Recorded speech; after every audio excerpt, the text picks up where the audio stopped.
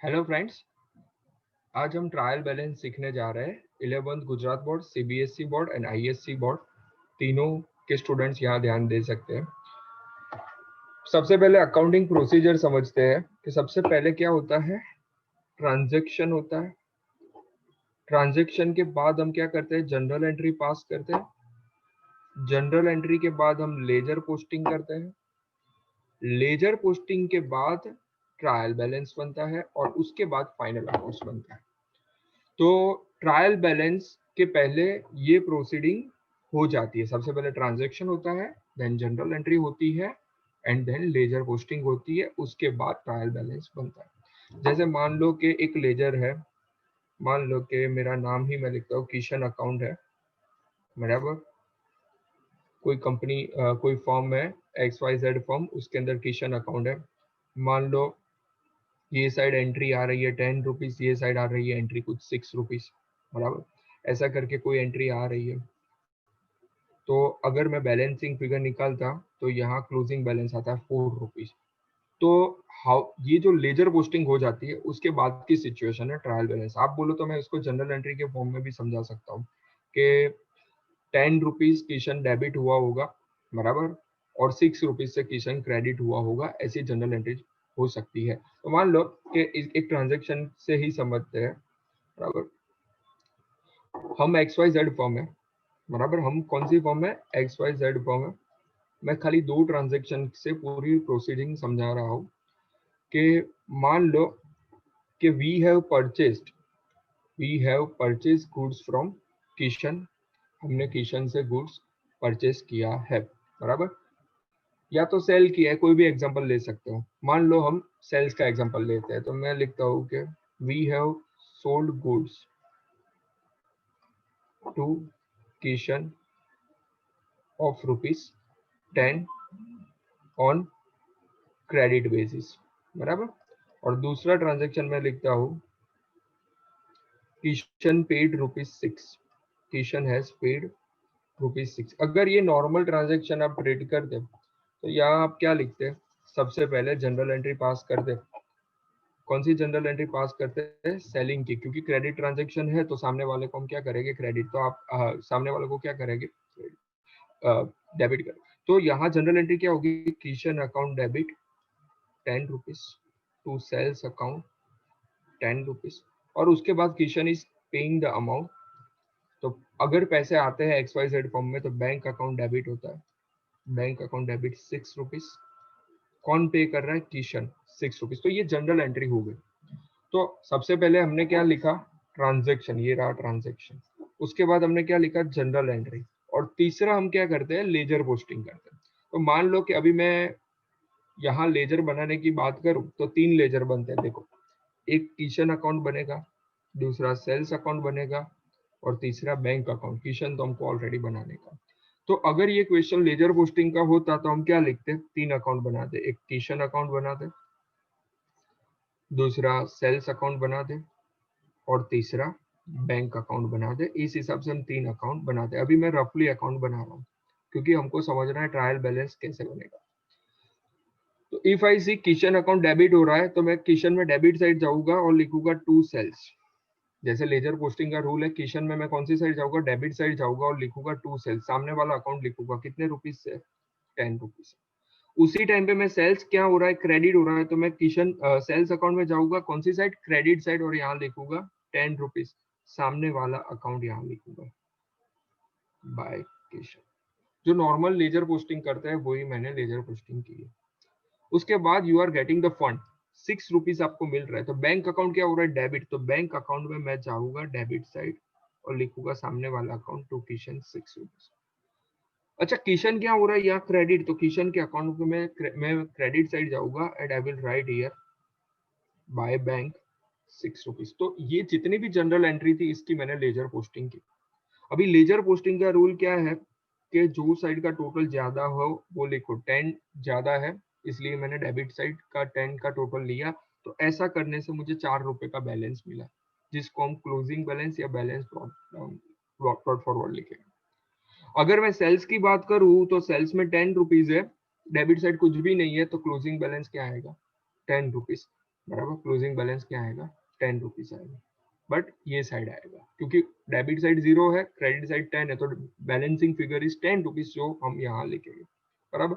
And third है bank account की बात करूँ तो बैंक के अंदर खाली डेबिट साइड है, क्रेडिट साइड कुछ नहीं है, तो 6 टोटल मैं दोनों साइड लिखूंगा और जो बैलेंस आएगा उसको मैं क्लोजिंग बैलेंस मानूंगा। ये था हमारा लेजर पोस्टिंग। तो देखो ये ट्रांजेक्शन, ये जनरल एंट्री, उसके बाद हमने किया लेजर पोस्टिंग, और अभी मैं बात कर रहा हूँ ट्रायल बैलेंस की, मैं बात कर रहा हूँ अभी। तो ट्रायल बैलेंस समझ लो कैसे बनाएंगे। ट्रायल बैलेंस में 2 कॉलम होते हैं, डेबिट होता है और क्रेडिट होता है। एक्चुअली देखने जाए तो अगर मैं चेक करूं किशन का कौन सा अकाउंट मानूंगा, किशन का 4 रुपए का बैलेंस बच रहा है, वो कहाँ लिखने का है, ट्रायल बैलेंस पे लिखने का, बट कौन सी साइड लिखूं, डेबिट या क्रेडिट, वो आपको ऑलवेज डायलेमा रहेगा। तो उसके लिए रूल बता दूं, जो साइड का टोटल ज्यादा हो रहा है ना वो साइड लिखने का। यानी देखो डेबिट और क्रेडिट में किस साइड का टोटल ज्यादा हो रहा था, डेबिट साइड का टोटल ज्यादा हो रहा है, तो मैं यहाँ क्या लिखूंगा, किशन अकाउंट 4 रुपीज, बैलेंस कितना आया था 4 रुपीज। अच्छा, if I am checking sales account में कौन सी साइड का टोटल ज्यादा है, तो ऑब्वियसली सेल्स अकाउंट में 10 रुपीज क्रेडिट साइड था, तो क्रेडिट साइड का टोटल ज्यादा आया था, तो मैं सेल्स अकाउंट में जो बैलेंस है that is 10 rupees, I will write here. If I am talking about bank account, तो बैंक अकाउंट में कौन सी साइड का टोटल ज्यादा है सर जी, डेबिट साइड का टोटल ज्यादा है, so I will write here bank account 6 rupees. तो आप चेक कर सकते हो कि यहाँ हमारा टीबी टैली हुआ। ये था ओरिजिनल मेथड, हम ऐसे एक्चुअली अकाउंटिंग होता है। But if I am talking about your syllabus, बहुत ही रेयर चांस है कि ये पूरी की पूरी सिचुएशन आपको पूछे, ट्रांजेक्शन से लेके फाइनल अकाउंट तक, सॉरी ट्रायल बैलेंस तक की पूरी प्रोसीजर पूछे, वो बहुत कम चांसेस है। तो आपको पूछेंगे क्या, देखो सबसे पहले हमने लॉजिक समझा कि इस हिसाब से ट्रायल बैलेंस बनता है, बराबर। बट आपको ये क्वेश्चन है कि सर हमको एग्जाम में कैसे पूछेंगे, तो मैं उसकी बात कर रहा हूँ। देखो इतनी सारी प्रोसीजर तो शायद आप करने बैठो तो आपका टाइम भी ना रहे, बराबर, और आपको एग्जाम में ऐसे ही डायरेक्टली दे दे कि इसका ट्रायल बैलेंस बनाओ, बराबर, और at the time you will not have any option. तो उसके लिए थोड़े बहुत मैं रूल्स बता रहा हूँ, ये गोल्डन रूल्स हैं, ये हम याद रखेंगे तो आपका ट्रायल बैलेंस ऑलवेज टैली हो जाएगा, बराबर। तो मैं यहाँ वो रूल लिखने चाह रहा हूँ कि कभी भी कोई भी असेट होगी या तो एक्सपेंस होगा, असेट होगी या तो एक्सपेंस होगा, तो उसका कौन सा बैलेंस आएगा, डेबिट बैलेंस ही आएगा। यानी मान लो फर्नीचर है, फिक्सचर्स है, वो सबका ऑलवेज ट्रायल बैलेंस में कौन सी साइड आप लिखोगे, डेबिट साइड ही लिखोगे, बराबर। फिर से बता रहा हूँ, असेट कौन सी, furniture, fixtures, machinery, etcetera etcetera. Expense कौन से, कमीशन, रेंट, सैलरी, ये सब आप डेबिट साइड ही लिखो। क्रेडिट साइड क्या लिखेंगे, एनी लायबिलिटी, लायबिलिटी यानी क्या, क्रेडिटर्स, लोन हमने जो ली है वो, और दूसरा क्या आ जाएगा, इनकम आ जाएगा। यानी दो ही चीज याद रखो ना, डेबिट साइड क्या, asset and expense, credit side क्या, लायबिलिटी एंड इनकम। कोई भी दुनिया का ट्रायल बैलेंस यहाँ टैली हो जाएगा, बराबर। डेबिट में कौन सी चीज याद रखने की, असेट एंड एक्सपेंस। क्रेडिट में कौन सी चीज याद रखने की, लायबिलिटी एंड इनकम। पहले मैंने लॉजिक समझाया था, बराबर, अभी शॉर्टकट है। डेबिट क्या होगा, असेट एक्सपेंस, क्रेडिट क्या होगा, लायबिलिटी एंड इनकम होगा, बराबर है फ्रेंड्स। तो यहाँ सबसे पहले जो ये सब हम स्टार्ट करने जा रहे हैं, तो उसको ये बेस से ही हम सोचेंगे, बराबर। ये चार में से क्या हो रहा है वही हम सोचेंगे, बराबर। तो देखो कैपिटल तो वो लायबिलिटी है, लायबिलिटी साइड आता है, बराबर। डेटर्स तो वो असेट है, you know very well, debtor is our short term asset या तो करंट असेट। फिक्स असेट क्या है, ऑब्वियसली असेट बोल रहा हूँ तो असेट ही है। सेल्स क्या है आपकी, इनकम है, तो मैं यहाँ आई लिख रहा हूँ। रिटर्न आउटवर्ड्स, यहाँ स्टूडेंट मिस्टेक करता है सर, रिटर्न आउटवर्ड यानी परचेज रिटर्न या सेल्स रिटर्न, स्टूडेंट्स ये समझ नहीं पाते हैं। तो आप खाली इतना समझो, आउटवर्ड्स यानी गुड्स गया, गुड्स कब जाता है, आपने परचेज किया होगा तभी गुड्स जाएगा ना, सिंपल सी चीज है।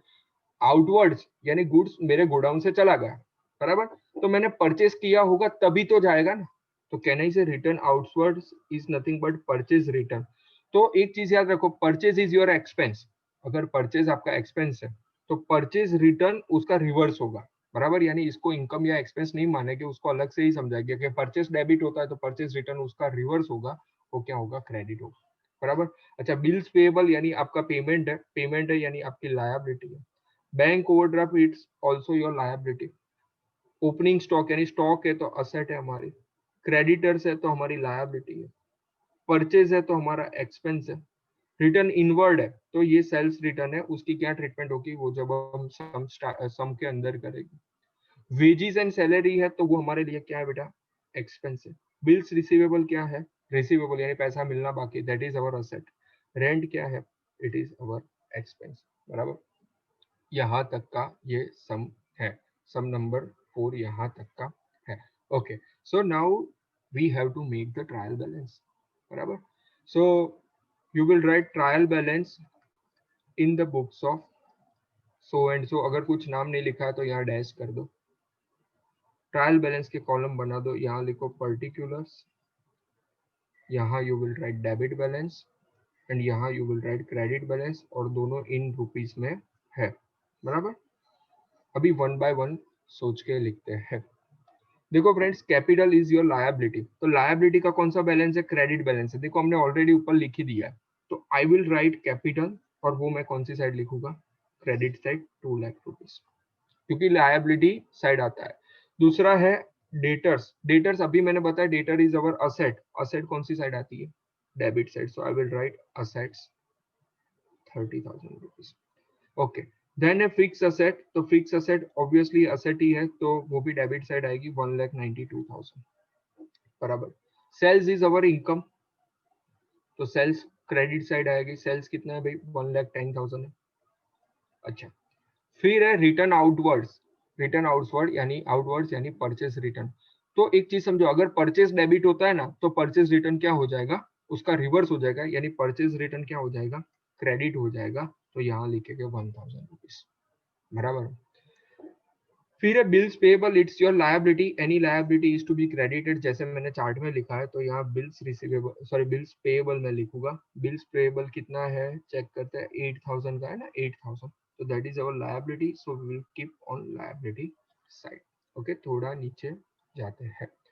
Bank overdraft is our liability, तो BOD it is our negative bank balance, so वो कौन सी साइड जाएगा, liability side, you will write here 11,000। Opening stock, stock any stock is our asset, opening stock is our asset, और वो कितना है तो चेक करें, ओपनिंग स्टॉक ये रहा 15,000 है, तो मैं असेट साइड ओपनिंग स्टॉक लिखूंगा। फिर लिखा है क्रेडिटर्स, तो creditor is what, creditors is nothing but our liability, तो क्रेडिटर्स मैं लायबिलिटी साइड लिखूंगा, and creditors will be how much, 30,000 rupees. बराबर। अच्छा, देन परचेज लिखा है, any purchase is our expense, और एक्सपेंस का कौन सा बैलेंस होता है, डेबिट बैलेंस होता है। एनी एक्सपेंस परचेज मींस क्या, दिस इज अवर एक्सपेंस, तो कहना ही से परचेज का कौन सा बैलेंस आएगा, डेबिट बैलेंस आएगा। बराबर है। Okay, so I will write here purchase, and purchase कितना है, that is 70,000, I will write here 70,000। उसके बाद लिखा है रिटर्न इनवर्ड्स, रिटर्न इनवर्ड्स यानी मैंने जो सेल्स किया है वो चीज वापस आ रही है। मुझे ये बताओ, अगर मेरा सेल्स ये रहा, अगर मेरा सेल्स क्रेडिट होता है तो मेरा सेल्स रिटर्न क्या होना चाहिए, उसका रिवर्स, यानी वो क्रेडिट होता है तो मेरा सेल्स रिटर्न क्या होना चाहिए, डेबिट होना चाहिए। तो रिटर्न इनवर्ड्स क्या आएगा, 2,000 रुपीज आएगा। फिर लिखा है wages and salary, any wages and salary is your expense, and expense का कौन सा बैलेंस आता है, डेबिट बैलेंस आता है, so I will write wages and salary, and that is nothing but 30,000 rupees. फिर उसके बाद हम यहाँ तक पहुंचे हैं bills receivable, bills receivable is nothing but it is our asset, bills receivable और कुछ नहीं है, हमारी असेट है, और एज अ चार्ट में देखो असेट का कौन सा बैलेंस होता है, डेबिट बैलेंस होता है, so we will write here 15,000। दूसरा लिखा है rent, any rent is our expense, so हम रेंट एक्सपेंस साइड लिखेंगे, 6,000 रुपए, 6,000 रुपीज हम यहाँ लिखेंगे। उसके बाद एक बार चेक कर लेते हैं और कोई ट्रांजेक्शन लिखने का बाकी नहीं है, ऑलमोस्ट हमने सारे के सारे चीजें लिख दी है, बट बैलेंस शीट टैली करने, ट्रायल बैलेंस टैली करने से पहले एक बार चेक कर लो ऊपर ऊपर से कोई कुछ भी लिखने का बाकी नहीं है। अगर बाकी होगा तो आपका ट्रायल बैलेंस टैली नहीं होगा। तो friends we are making the total for the same, मैं डेबिट और क्रेडिट का टोटल कर रहा हूँ बराबर। सो डेबिट और credit 30,000 plus 1,92,000 plus 15,000 plus 70,000 plus 2,000 plus 30,000 plus 15,000 plus 6,000, कहने से ये 3,60,000 आ रहा है। अगर क्रेडिट साइड भी सेम टोटल होगा then our answer should be correct. 2 lakh plus 1,10,000 plus 1,000 plus 8,000 plus 11,000 plus 30,000, it is 3,60,000. So it is crystal clear, our answer is tallied. I hope you are getting me. सबको पता चल रहा है? Okay friends, सो हम आगे एक और सम देखते हैं, थोड़ा हाई लेवल का बट टफ तो नहीं है। Okay, so let us focus on this sum. Following balances were there of Sri Espal on 31st March so and so. You are required to prepare TB, trial balance बनाने का है। So heading देंगे trial balance in the books of Sri Sripal Espal. So again हमारे rule same रहेंगे जैसे मैंने बताया। Debit balance क्या क्या आएंगे, आइदर असेट आइदर एक्सपेंस आएंगे। क्रेडिट बैलेंस क्या आएंगे, आइदर लायबिलिटी आइदर इनकम। बस यही रूल है बराबर। Now see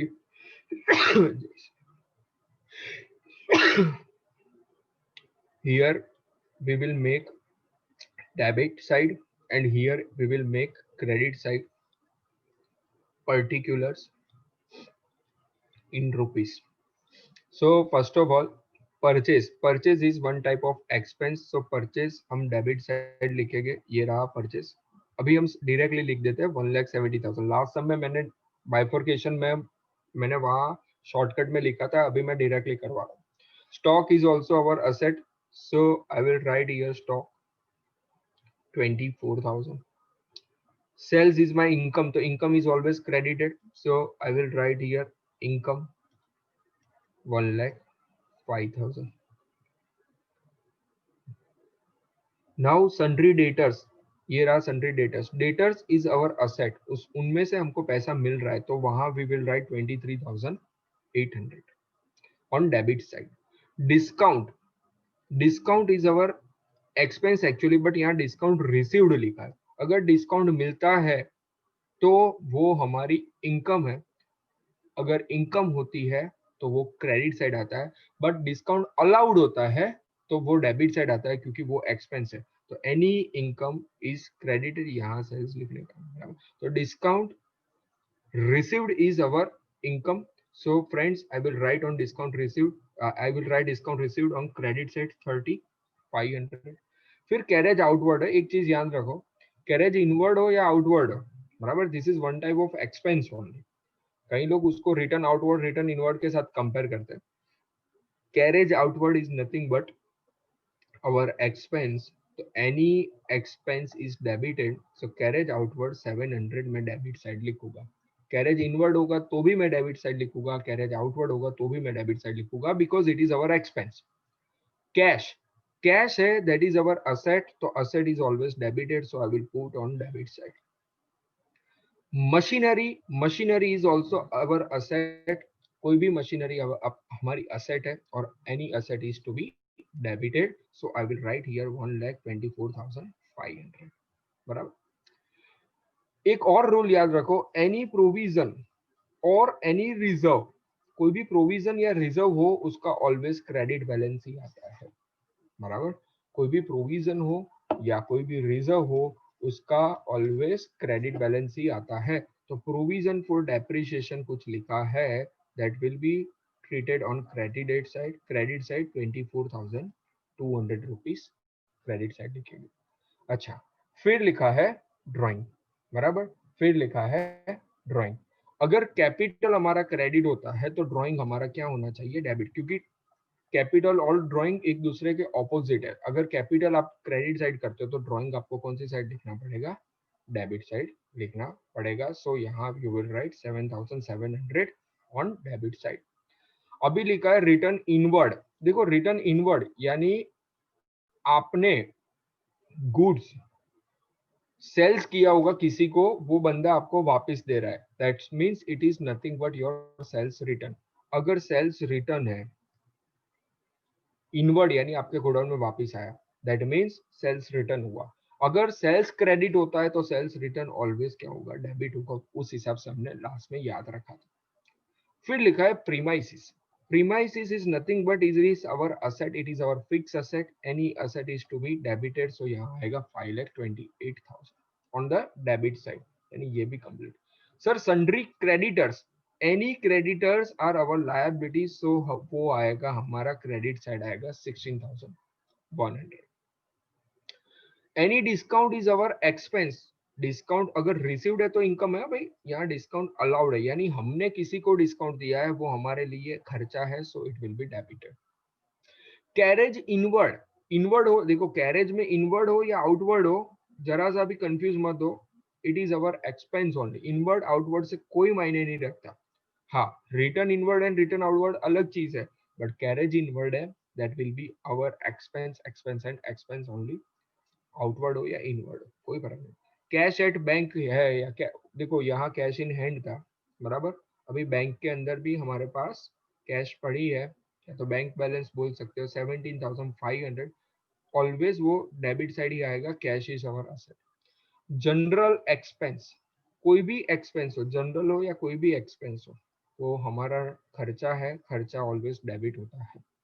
bed date return of, या अकेला बेड डेट लिखा हो या बेड डेट रिटर्न ऑफ लिखा है, वो हमारा क्या होता है बेटा, खर्चा ही होता है। So I will write on debit side 2450। अभी मैंने एक रूल सिखाया, एनी प्रोविजन और एनी रिजर्व, एनी प्रोविजन और एनी रिजर्व क्या होना चाहिए, ये लिखा है मैंने, क्या होना चाहिए, क्रेडिट होना चाहिए। So friends we will write here provision for doubtful debt बराबर, so it will be how much 2380। Actually आप देखोगे तो ये टोटल दोनों साइड करोगे तो टैली नहीं होगा, क्योंकि क्वेश्चन के अंदर एक चीज मिसिंग है, और वो क्या मिसिंग है क्वेश्चन के अंदर, यहाँ लिखा है the amount required to balance should be treated as capital, यानी जो डेबिट और क्रेडिट का डिफरेंस आए वो हम कहाँ डाल देंगे, कैपिटल में डाल देंगे।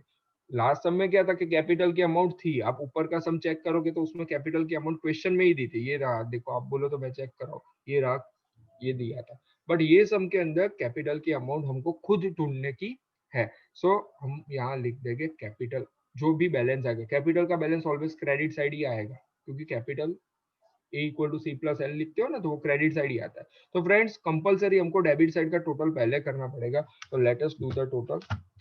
1,70,000, 24,000, 23,800, 700, 3,500, 1,245,000, 7,700, 3,500, 5,28,000, 2,800, 1,400, 1,7500, 2,100, 2,450, 911 मेरा आ रहा है टोटल 911, ये साइड का टोटल आ रहा है 911,950। अच्छा, अभी ये साइड का टोटल साथ में करके लेस करो या एक एक करके भी, अगर if you are using calculator, अगर आप आईएससी बोर्ड या गुजरात बोर्ड से हो तो आप कैलकुलेटर यूज कर सकते हो, अदरवाइज आपको मैन्युअली करना पड़ेगा। तो ये सब हम लेस करना स्टार्ट करते हैं। 1,05,000, 3,500, 2,4,200, 1,6,100, 2,380, तो हमारा टोटल बचता है 760, 760,770, यानी अगर मैं बैलेंस की बात करूं तो कैपिटल का बैलेंस बच रहा है 760,770। तो यहाँ ट्रायल बैलेंस में इससे ज्यादा कुछ नहीं है, शायद एक आध एडजस्टमेंट एक्स्ट्रा पूछे, आपको यहाँ ऊपर दे दे कि क्लोजिंग स्टॉक भी कंपनी के अंदर है 50,000 का, तो आप क्या करोगे, अगर क्लोजिंग स्टॉक की फिगर लिखी है तो ऑलवेज आप इग्नोर करोगे, क्या करोगे, इसको इग्नोर करोगे, क्योंकि उसकी अमाउंट ऑलरेडी परचेस के अंदर कंसीडर हो चुकी होती है, तो आपको फिर से लिखना नहीं होता। यानी परचेस के अंदर मान लो कि आपने स्टॉक कुछ खरीदा होगा बराबर, तो वो ऑलरेडी परचेस के अंदर होगा ही, तो आप परचेस लिख रहे हो तो फिर उसमें क्लोजिंग स्टॉक ऑलरेडी चला गया होगा, तो क्लोजिंग स्टॉक की इफेक्ट कभी भी ट्रायल बैलेंस में नहीं आएगी अगर वो परचेस के अंदर एडेड है बराबर। जनरल केस में आपको क्लोजिंग स्टॉक देंगे तो आप क्या कर दोगे, इग्नोर, और नीचे क्या लिख दोगे कि भाई ये परचेस के अंदर आ गया है बराबर। इससे ज्यादा आपको ट्रायल बैलेंस के अंदर मेरे अकॉर्डिंगली क्वेश्चन नहीं पूछते, बस ये बेसिक सम आपको पूछते हैं, कई बार रेक्टिफिकेशन थोड़े बहुत एडजस्टमेंट डाल देते, बाकी इसके अंदर कुछ नहीं पूछते बराबर है friends. Thank you so much.